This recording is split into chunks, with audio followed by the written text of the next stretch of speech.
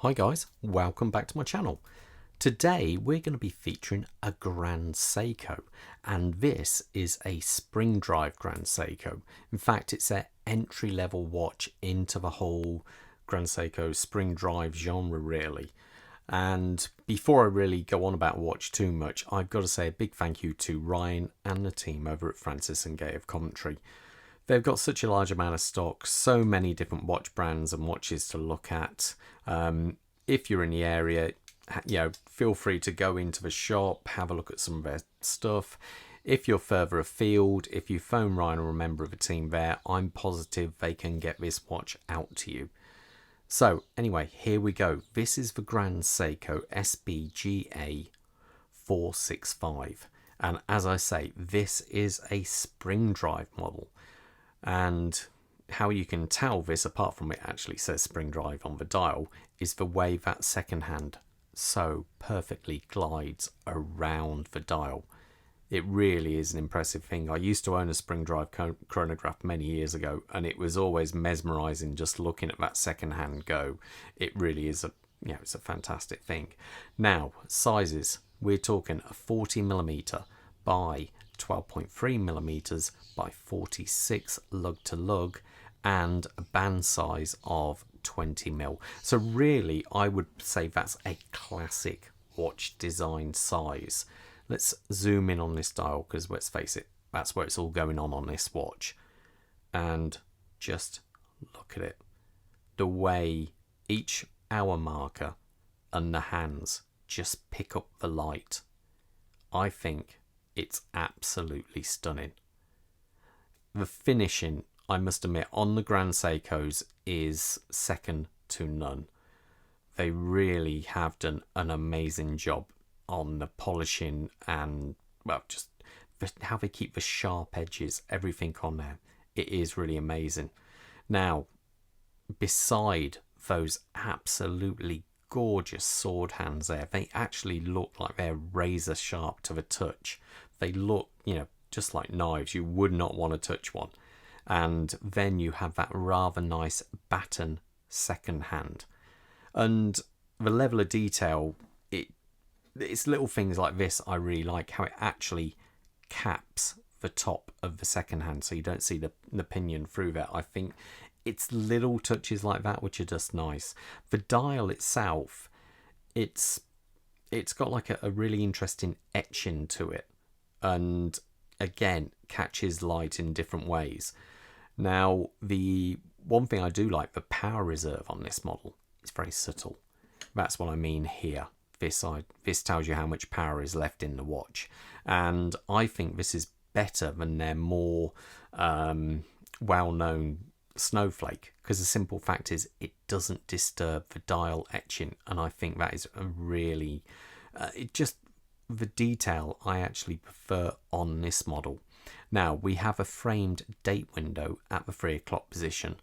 There is no lume on this watch, as it's more a dressier watch than a sports watch, but you can see how the applied markers just simply elevate that dial, and you get all these lovely reflections coming off it. It really is an impressive piece. I think it just looks fantastic. As you can see, we have a sapphire crystal on there, ever so slightly domed, just beautiful, and catch it in the right angle and you can just see how it just highlights everything under there. All those hour markers just become magnified a little bit, and it just looks great. So as we come out from the dial and the crystal, we have a beautiful bit of polishing on that bezel, and the case is just absolutely stunning. The finish is amazing. As you can see, the polishing is superb. It is like a mirror. And one thing I have noticed, which I'm surprised, it actually does have drilled lugs. Now, normally that's more you'd see on a tool watch type thing, but I'm actually glad they do have that, because I dare say I would like to see this watch also, say, on a dark brown strap, dark brown leather strap. I think it would look absolutely amazing. Now this, where I say it's a more dressy watch, you still have 100 meters of water resistancy. Now the actual crown, which you can see is just they've done a great job on the signing of a crown, is a screw down crown. So if I unwind it, and it's popped, and you can see there, so it is a screw down crown. Push that back in. One thing I should point out, just when I do, you can see the power reserve there. If I do wind this watch, see it move, and it just slowly moves out. Now at full power, this watch will continue to run, I believe it's for approximately 72 hours, which is 3 days.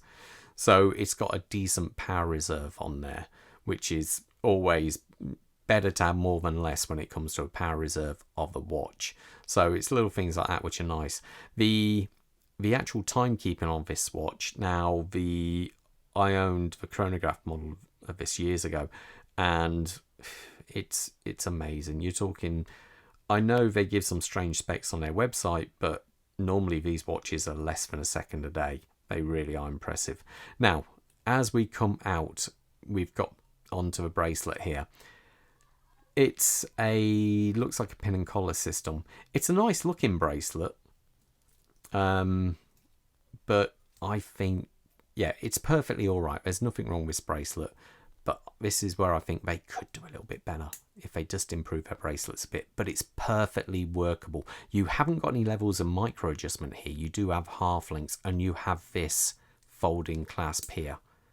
So it's, I say, the watch is simply stunning, and the bracelet's okay, but I think they could improve their bracelets, and then they would just simply have an amazing watch. Now on the back there we have the Grand Seiko logo, and I say this is the entry level, so you don't get any display case back on this one, but when I say entry level, this is still a £4,150 watch, but you're in Grand Seiko territory now. So as I say, fit and finish is exceptional, and that dial, as we can see, let's see if we can zoom in a bit more on that dial, just have a real look at it. Just look at that. It is absolutely superb. It is very, very impressive. Let's put it on my wrist and you can see how it looks. Today I'm wearing something completely different to what I'm reviewing. This is the new Draken prototype of the new GMT they're doing. So that's in for review. Now let's put this on. Now I haven't sized this watch as it isn't mine, and you can see, look how much bracelet length you get there. I've got a 7¼ inch wrist. This keeps you covered no matter what your wrist size is. You've got plenty of movement there, and just look at it. It looks superb. I think that is a really gorgeous watch. It just looks fantastic. There's no getting away from that. That is a really top-notch looking watch. So, yeah, anyway, I hope you like the review. If you've got any questions about a watch, please feel free to leave me a message in the comments below. I always try and get back to you. And stay safe out there, guys. I'll see you at the next review. All the best. Take care. Bye.